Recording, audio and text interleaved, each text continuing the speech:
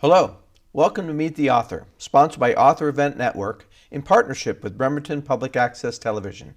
I'm your host, Guy Morris. Author Event Network is a nonprofit association of local authors who sign books at local festivals, fairs, and events. Today, we have our guest, Brittany Tucker. Hi, Brittany. How are you doing? Hello, I'm good. Oh, I'm so excited to have you here. You're fairly new, so this is always exciting for me to meet new authors and get to know us. Welcome to the group. So happy to have you. Yeah, we joined in May, I think. So I'm excited to have a whole start from the beginning.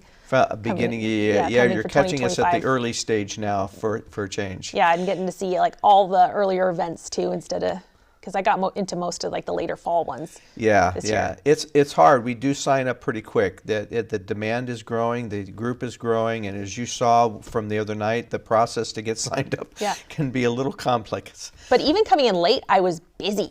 I had event 2, 3, 4 events a month for the rest of the year, and that was great. It's a pretty good group. I think we provide a lot of opportunity. I do. I agree. Well, we'll talk more about that in a minute. Let's start talking about you and your books. I always love to start talking about what inspired you to become an author, a job that requires you to be by yourself 98% of the time in your head for not exactly Hollywood money. What inspired you? I actually started writing at 7. I was writing Powerpuff Girls fan fiction. I drew the comics and everything, Wow. And I just had always written. I don't remember a time not writing. And, I wrote short stories and I wrote garbage first novels, and then when I was 19 or 20, working as a Walmart cashier, I'm like, you know what? This is going to be my job. So I busted out my first actual novel and then thought for whatever reason I was going to be able to publish that one. It was garbage, of course. And then just got into the industry and just learning and studying. And then, so we're currently working on my 9th novel. Your 9th? Mm-hmm. Wow, that's great. Which will be the sequel to this one. But Well, we'll talk more about that in just a minute, but that's really terrific. So 9, have you published all 9 or? No, okay. I've actually just published my 4th a couple weeks ago. Okay. Not all of them are going to get published, but it's okay. Excellent. Well, tell us, what kind of genre do you write? Where's your audience and why that audience? I've always written fantasy. That's what I would love growing up. That's what inspires me. I've actually written several other genres. I wrote medieval rom-com. I wrote a post-apocalyptic contemporary book, but those were just more for fun. Just to get that post-apocalyptic, just to vent get the out feel of your going, head, just kind of a vibe. It was just a vibe. It was just a vibe. It just happens. But most my branding is in that fantasy. I like that humorous, but also heavily toned fantasy, and that's just kind of what my brand has become. So how do you turn a medieval into a rom-com? Well, it actually came because my family on my mother's side actually came from Wales way back in the 900s, and one of my family members had done all the research, and I was looking through the notes, and one of them was this girl so-and-so, obviously a peasant name, was married off to 6th son of so-and-so. I'm like, how did that happen? I'm like, well, I'm just going to write about it then. So I just wrote a little story just based off of that. So basically getting sold off to the prince. The sixth son of so-and-so. Sixth son of so-and-so. You're not the first. You're not going to be the one inheriting anything. You're the poor guy of the family. Yeah. And okay. You can marry a peasant. And I just thought that was hilarious. And so I decided to make a rom-com for it. It's wonderful when we can all laugh about marriage. Forced marriage. So you love fantasy. Now these are the 2 books you mentioned a few minutes ago. You're going to have a new one coming out. You've published 4. Tell us a little bit about some of your primary characters. So for this one, this is a dark pirate fantasy, which the focus is on my character Camden Callahan, who is kind of my prodigal son. He was governor's son, dipped out, became a pirate, and is brought back forcibly into that world. And it's centered in a kind of 1890s Hawaiian island setting. You don't find a lot of history in there, and I've always liked researching it, so I'm like, I'm going to make my own book about it. Where this one, the second one, Sunshine Syndicate, focuses on, it's very much high fantasy. There's no realism in it. It's just absolutely all made up. And it's focused on like a mermaid scavenger named Tetra. And she decides to steal back the bones of her dead king from the elves that have conquered. And she makes a whole heist. I'm going to make a heist novel based on of that. So Interesting. yeah, it was a lot of fun. What are are there consistent themes, or what are the themes that run through your books? When your readers read them, what are the kinds of experiences or things you want them to take away? I think a lot of it is healing, emotional healing. There's a lot of mental health issues, that I think have been exacerbated since, especially since COVID. And people are now realizing that they need to heal from their traumas. And I like creating characters that people can heal with. So, Camden in this story comes from a lot of domestic violence backgrounds, and like growing out of that and realizing that's not who he has to be, where, this one focuses more on like surviving narcissistic abusive relationships and, having like past abandonment and like learning to trust again. And so I like having people you could see yourself in and heal with. Excellent, excellent. Those are really good, powerful themes. Certainly consistent with your audience. You mentioned a new book. When do you think a new book might be coming out? Early next year. I'm drafting it currently. I'm thinking probably February, March. I should have the new one out. Oh wow, that's soon. Okay, excellent, excellent. Now, what kind of editing process, what kind of publishing process do you go through before you publish a book? I go through. Backstory. I went through a mentorship program with a story analyst from Paramount Pictures, and he taught me a lot of old Hollywood storycraft. So they have a 21-point, outlining method that I am very dedicated to because it makes writing very quick. Like I wrote that one in 2 months, and then I go through, clean it up, send it off to my betas, and come back, do the line and copy editing. When you have like the strong outline, you don't have to do as much of the revising for like the plot holes and developmental stuff with the method I use. Okay. So I can get them out pretty quickly. Like this one, I finished the draft in June and published it in November. Wow. So you work much quicker than I do. I'm always impressed with people who can produce that fast. It takes me 2 years just to do the research to figure out what I'm going to talk about. I don't have the attention span for that. I move on too quickly. Maybe that's maybe I'm just too nerdy for my own good. So, do your books take place about the same time? You mentioned this one was a pirate. What kind of time and place? Do they all take place in the same world? Do you have different worlds, different time spaces? Yeah, these are two separate worlds completely. Okay. This one, like I was saying, is kind of like turn in the century. Like the second book moves from like the Hawaiian Islands into more of the Americas, in the Industrial Revolution, where this one is just completely made up high fantasy. Okay. Lord of the Rings, Dungeons and Dragons, high fantasy. And I kind of based a lot of it off of the Roman Empire when they took over the Germanic tribes and the wars between them. So kind of in that kind of similar time period. Okay, that one's the Sunshine. Sunshines? Okay, so that's sort of the Germanic Roman kind of period. Okay. That's actually a very volatile period in our history that we don't really talk about very much. I like weird histories, like the weird little ones that nobody talk about, kind of. When everything was bad, nobody wanted to remember? Yeah. Okay. My husband's a huge history buff, so he gets into like the fixations on like these kind of things. There's so much inspiration in history that so much. When people are like, I don't have an idea, I'm like, have you read a history book lately? Yeah. There's so much ideas. Yeah, there's so many incredible untold stories and stories that have been told 1,000 times, but there are always new nuances, but there are a lot of untold stories. And I agree. I think sometimes when you can stumble onto that untold story, especially if there's a mystery element to it, if there's something that's not quite resolved yet, did he kill her? Where did he lose the treasure? Something like that. That's always rich opportunity for authors. Now, in the next book, will it be a sequel to your pirate book then? Yes. Okay, so it'll be back in the 1890s, Hawaii-ish. Yeah, so they'll be moving into kind of like a, like I said, kind of like industrial America, but I really wanted to take the focus like the healthcare, like medical community in like the turn of the century was horrifying. Like, and I got into like a fixation of reading about how, the bloodletting and like the miasmas, and there is like some guy that I read about that I'm going to fictionize in this book. He was known for his 30-second amputations, and he just did them all day long, and it was nuts. And don't get sick or you die. Yeah.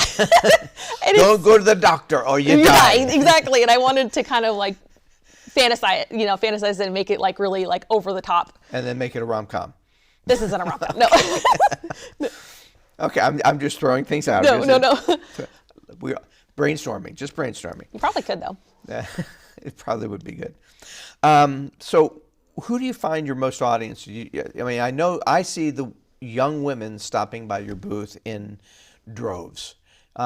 Is that your primary audience? Do you also see men stopping by your booth as well? I would say nerdy men, the Nerdy D&D lovers. I mean, I play D&D. Like, okay. See, like I play a lot of video games. My husband plays a lot of video games, so I have a lot of references to those.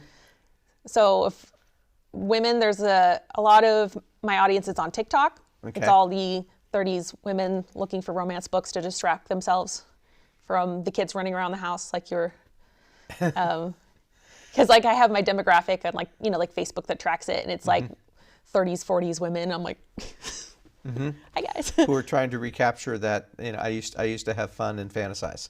Yeah. Yeah. So who are trying to escape the reality of life back into the fantasy. Okay.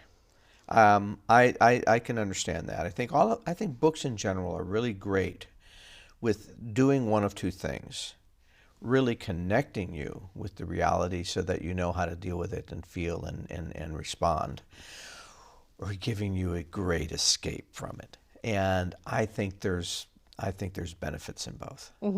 And yeah, it's when you can find the balance, that's always amazing. Now, do you have a process when you write? Like, do you mean like my daily process? Yeah, or do you have a just... daily process? Yeah, like I know some authors, like Stephen King says you got to write every day. Others say you got to be doing a lot of reading before you can write. Do you write only when you're inspired? You mentioned your outline. Tell us a little bit about your process. I believe that if you want to make money, writing has to be a job and not a hobby. And so I try to write, with the kiddo. I've got a 7-year-old 3 or 4 times a week. And after, I homeschool, I do youth ministry, at the church. Then I make dinner. Once kiddo goes to bed, I'm writing till, 10, 11 o'clock. And go to bed and start it all over the next day. Good. So I get about 3 or 4 hours of writing in the evening. That's excellent. That's excellent. And I'm responding with you because I find that for me, my most creative time is always at night. Definitely. When the emails and the business and the errands and the housework and all the other phone calls and distractions are out of the way. Yeah, they're done. You can just like decompress. It's like my decompress time. Now, some people say that they like to get up really early before everybody else does. That's never going to happen for me. I'm not a morning person. Yeah, I'm with you. Thank you, sister. Validation. I'm with you. Right. Now, what do you love most about being an author in general, and what are the parts that you wish you could just get somebody else to do? Other than just like the writing, because I just love writing, I love the community. Like, I love book nerds. Like, they're great. Like, when you have like a whole bunch of people in a fandom just geeking out over like stupid stuff it's great. I love it. And I also find that as an independent author, the community is very supportive. And I interact a lot with authors back and forth, and like I'll do something for them and they do something for me. And like it's just a really great community to be in. Now, I think for parts that I wish could just go away would probably be all the stuff I need to do so I can just keep writing.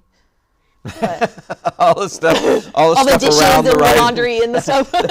all the non-writing stuff. Yes. Getting in the industry. Yeah, I think there's a commonality there. The marketing and promotion and selling and all that kind of businessy stuff is not exactly why we do what we do, but it is necessary. I like it. I think it's fun. I think it can be.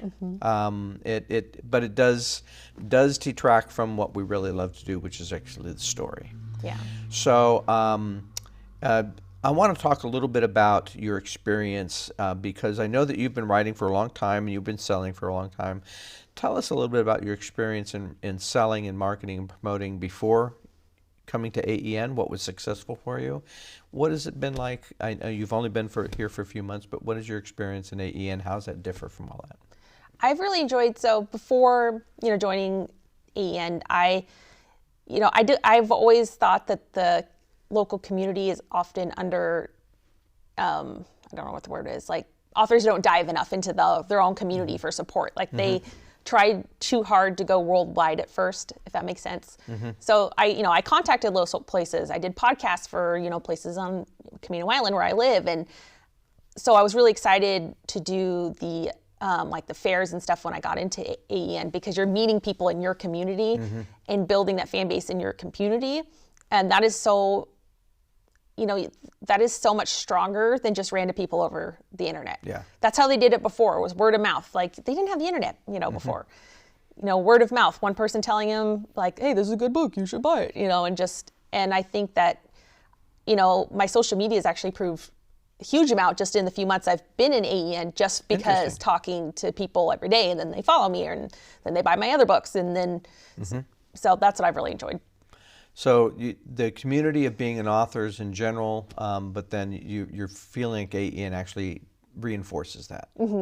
Now, did you, we've all talked about the process of finding our pitch and our hooks for our books. What's that process been for you in kind of finding that with your readers?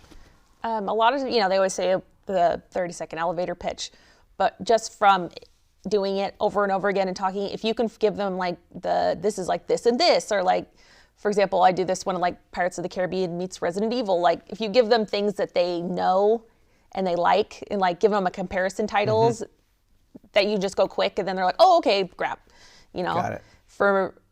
If you try to I feel like if you make, this is just my experience, at least for my age group of people, like if you try to talk too long about it, they just like zone out and they're like, okay, bye, Well, I think that's actually a good point, and I think this is good for a lot of authors. Sometimes we get caught up in wanting to explain the book, explain the plot, explain the characters and why the character is going through that plight.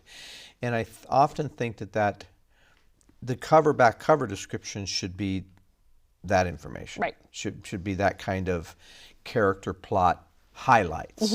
We don't want to go too much because it's not only a spoiler, but there's no way that you're going to explain 120 pages or hundreds of pages of plot in a minute or two. Right. I sometimes find that you're right, the comparison. You mentioned Pirates of the Caribbean meets Resident Evil. So that evokes two very different images. Right. And so they're like, well, that's interesting. Like, how do those work together? So I'll pick them up. Well, I can see the evil parts of those kind of working together. Where's the tongue-in-cheek humor? That's just me. That's just my flavor that I put in. And so, but that's important. I think that's important to do. But sometimes I find that my plots are kind of complex. But I either do what you do, or I'll just indicate what inspired me. Right. There was an inspiration behind this book that was really incredible. It's a true story. Let me tell you that part, and I'll leave the rest of the book. So I want to go back to a little bit more about your themes and sort of the experience that you want your readers to come away with. You mentioned trauma and different themes. I don't want to get personal because that's not what this is about, but was there an inspiration that made you say that those were the things that were important? And was there other members, people that you've seen in the community? Was it what happened after COVID? Those are really important themes, and I sense that there's a story behind that. Right. A lot of, everyone has their own struggles that they've had. And I realized that as I was growing up, I would seek out books that had characters with similar situations. And as I've grown older, especially working in like youth ministry, like I see things that affect people and that hold on to people and they carry for years and years. And so I'm like, so I'll study it. And a lot of times, I can relate to them. They're all, like you said, with the post-traumatic stuff, it all gets interconnected. And I like giving characters, I'm trying to find a way, like, who would I want that to be that person's friend to talk them through it kind of thing. And try to give them characters that did the same for me when I was younger. Got it. And some of the things that these characters have gone through, I haven't experienced personally, but I know people who've gone through that. Got it. And I've talked to them and I know what was hurt and how it affected them.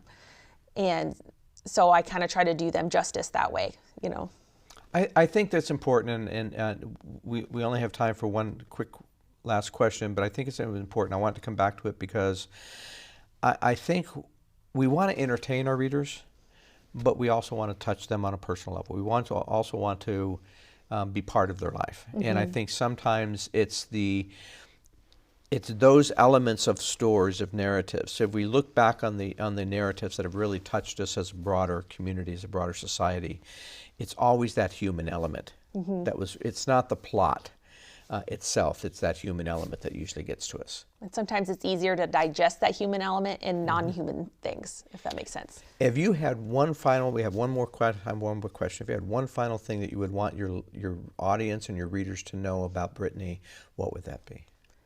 That I like to laugh a lot, and that you'll always get laughs in my books, even when it's dark. Yes. And that I just like to write, and I hope people will just buy books so they can read it. And have fun. And have fun.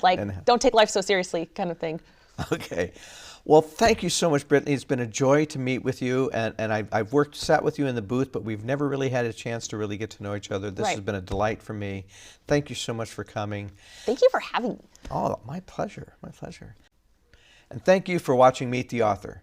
Come to meet all of the AA authors during the autumn event season in Seattle and Portland, and keep on reading.